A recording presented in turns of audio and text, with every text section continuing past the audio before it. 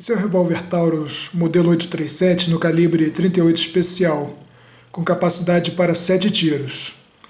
Essa versão tem o cano de 16 centímetros e meio e acabamento oxidado. Existem versões também em aço inox e com cano de 10 centímetros. Essa armação é a mesma usada no modelo RT-44, no calibre 44 Magnum.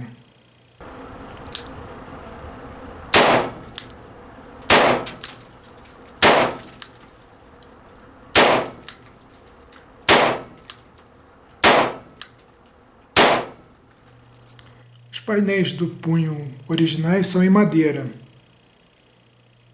Nesse aqui foi trocado pelos painéis de borracha, que tem uma textura para aumentar a aderência e o perfil para os dedos. Ele envolve a parte traseira também, para diminuir a sensação de recuo. Na minha mão, eu tenho as mãos de médias para grandes. Na minha mão ele fica muito bom. O cano tem as paredes bem espessas e é refrigerado, no que os americanos chamam de costela refrigerada, e eles chamam também essa massa embaixo de underlug, e eu não consegui traduzir. Esse desenho começou com o revólver Colt Python, em 1955. E é um revólver que virou lenda, e até hoje esse desenho é imitado. O cano, o underlug e a costela refrigeradas e a massa de mira são construídas a partir de uma única peça. É uma peça sólida. A alça de mira é ligeiramente inclinada para trás para evitar reflexos. E a linha que vai da alça até a massa também é toda serrilhada. E a própria massa também tem um serrilhado no sentido transversal. E tem uma peça de plástico vermelho alaranjada para dar algum contraste.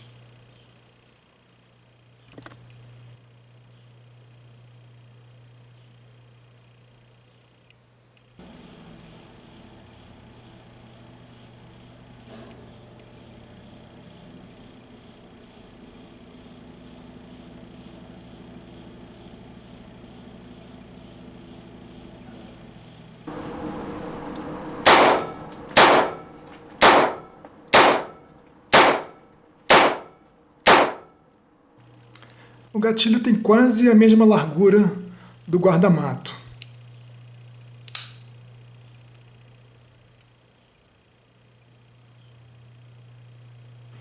O serrilhado do cão tem muito boa aderência.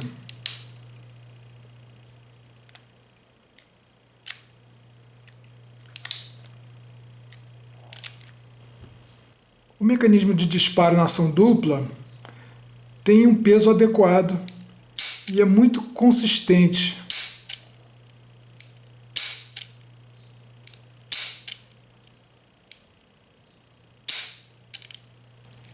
O disparo na ação simples é praticamente perfeito.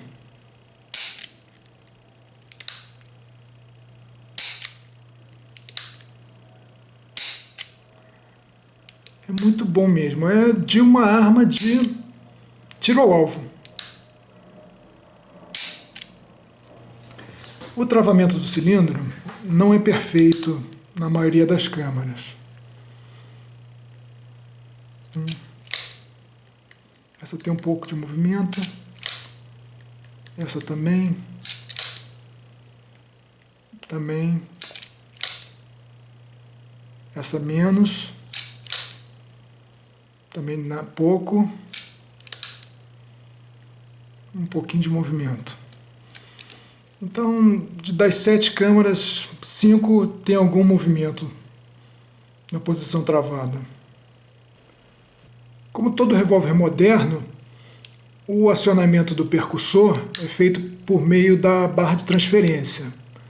Quando o dedo está fora do gatilho, a barra de transferência desce, impedindo o acionamento do percussor.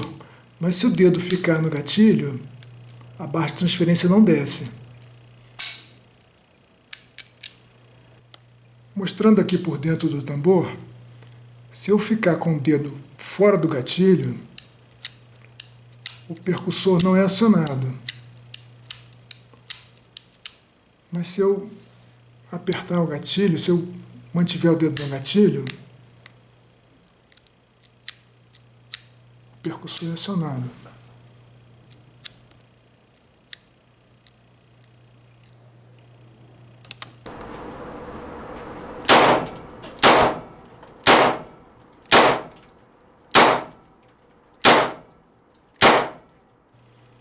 A distância entre o tambor e o cano é muito pequena. Eu coloquei essa folha aqui para tentar mostrar que praticamente não dá para ver.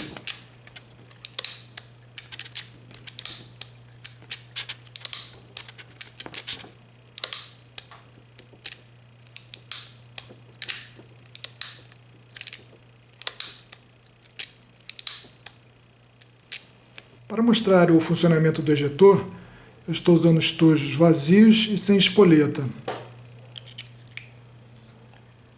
O curso do ejetor é exatamente do tamanho do estojo do 38. Então, quando ele chega no fim, o estojo está liberado. Esse revólver foi fabricado também no calibre 357, se não me engano, com o modelo 607. Idêntico em tudo a esse, com exceção, óbvio, dos ressaltos na câmara, para permitir a passagem do estojo do 357, que é mais longo.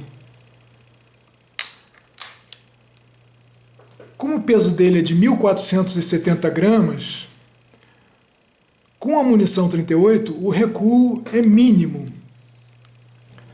Como é uma arma muito grande e muito pesada, ele é, obviamente, inviável para o porte. E tem mais um detalhe que dificulta o porte, que é a massa de mira regulável, que pode prender na roupa na hora do saque.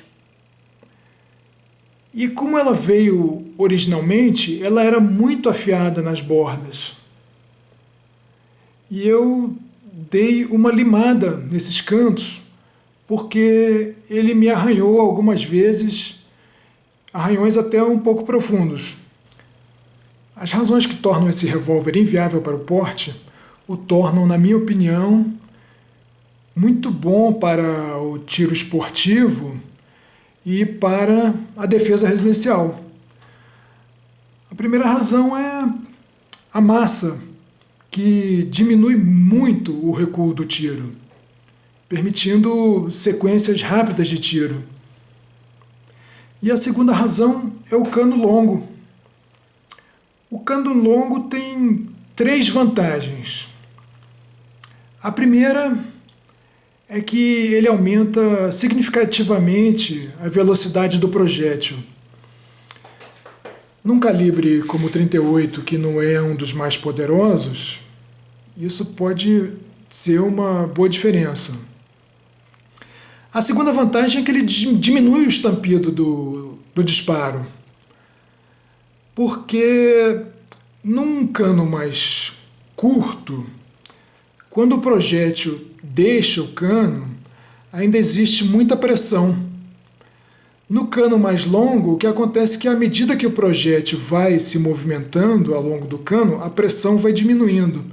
E quando ele deixa o cano, a pressão já caiu um pouco em relação ao cano mais curto. Uma pressão menor é um estampido menor. Quem já tirou com arma de fogo em recinto fechado sabe que o estampido é muito forte e pode causar sequelas até irreversíveis na audição. Eu já fiz um disparo ao lado de um barranco, mas muito próximo do barranco, que não é um ambiente fechado, mas eu não estava usando a proteção auricular e fiquei alguns dias com a audição um pouco diminuída. O disparo num ambiente fechado, como uma sala, um corredor, um quarto, pode causar uma diminuição da audição, às vezes de forma permanente. A terceira vantagem do cano longo é a distância entre a alça e a massa, permitindo muito maior precisão na aquisição do alvo.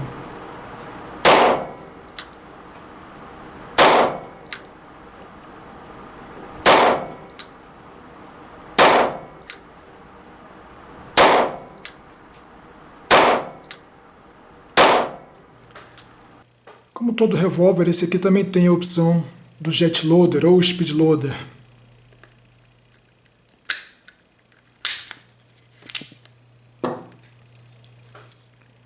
O funcionamento desse modelo aqui é assim: coloca-se a munição na posição vertical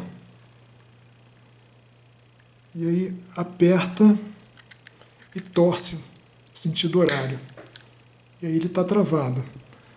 E aí quando ele vai ser colocado no revólver, essa parte entra em contato com a parte traseira do tambor e aí libera. E quando ela entra,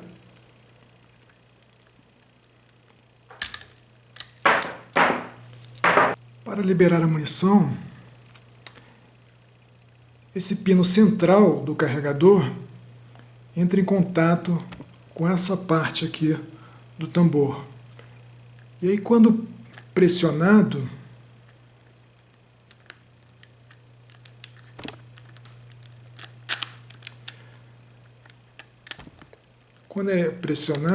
ele permite que eu gire esse botão no sentido contrário ao que eu girei na hora de colocar a munição.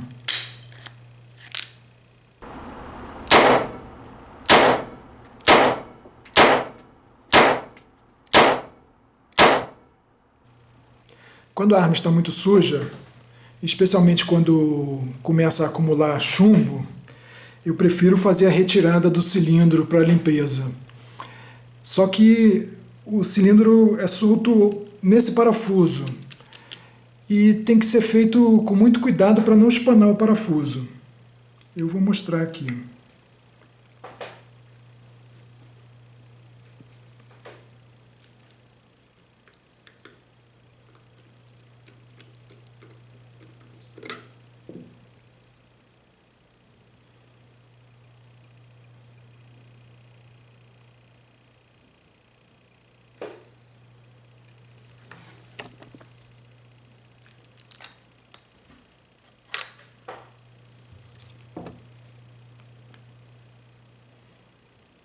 E aí com o cilindro solto fica muito mais fácil passar a bucha.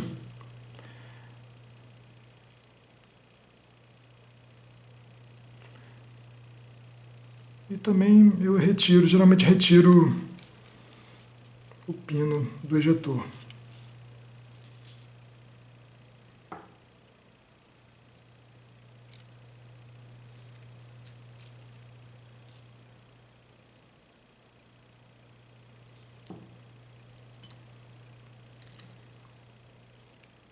Com cuidado, porque ele tem essa peça aqui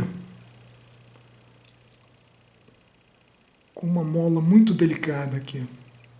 Se essa mola for amassada, talvez ela perca a função. Se alguém tem a curiosidade de ver como ele fica com os painéis de madeira, eu estou retirando aqui e vou colocar o de madeira.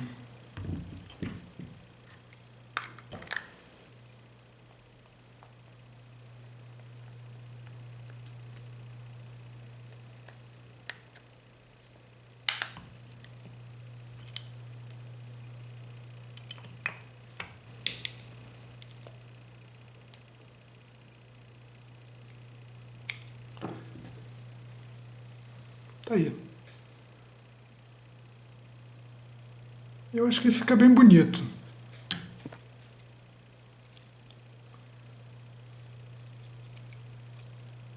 Mas para minha mão fica um pouco pequeno. Não acho muito funcional. Veja que ele não tem a parte traseira, né?